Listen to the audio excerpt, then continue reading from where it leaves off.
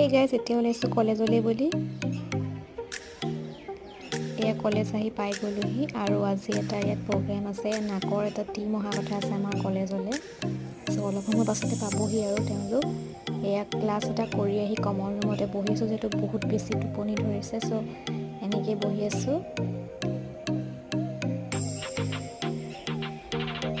আৰু এয়া টিমটো আহি পালেহি, তেওঁলোকক কেনেকৈ আদৰা হৈছে আৰু ৰাতিলৈ এটা কালচাৰেল প্ৰগ্ৰেম আছে।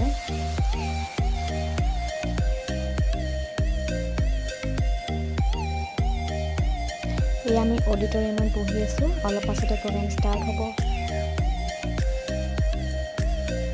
প্ৰগ্ৰেম ষ্টাৰ্ট হৈ গ'ল